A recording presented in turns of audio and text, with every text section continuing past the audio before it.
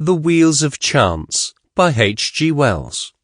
Narrated by David Mccran. The principal character in the story. Chapter 1.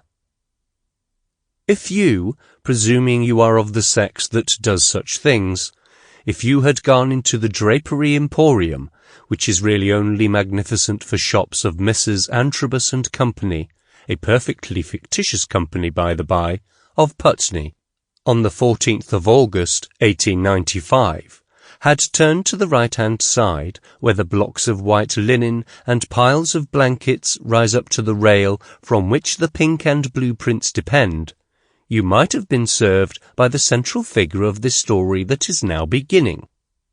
He would have come forward, bowing and swaying. He would have extended 2 hands with largish knuckles and enormous cuffs over the counter, and he would have asked you, protruding a pointed chin, and without the slightest anticipation of pleasure in his manner, what he might have the pleasure of showing you. Under certain circumstances, as for instance, hats, baby linen, gloves, silk, lace, or curtains, he would simply have bowed politely and with a drooping expression, and making a kind of circular sweep, invited you to step this way, and so led you beyond his ken.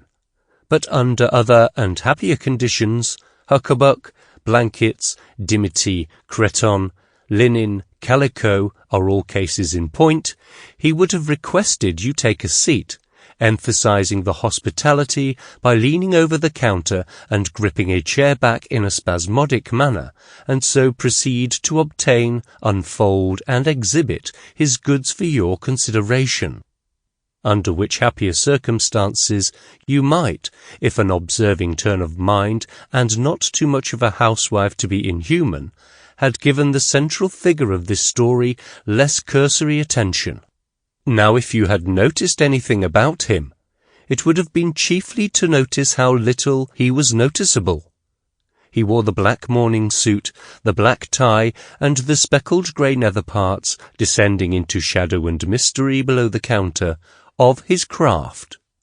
He was of a pallid complexion, hair of a kind of dirty fairness, greyish eyes, and a skimpy immature moustache under his peaked indeterminate nose. His features were all small, but none ill-shaped. A rosette of pins decorated the lapel of his coat. His remarks, you would observe, were entirely what people used to call cliché, formula not organic to the occasion. Sample complete. Ready to continue?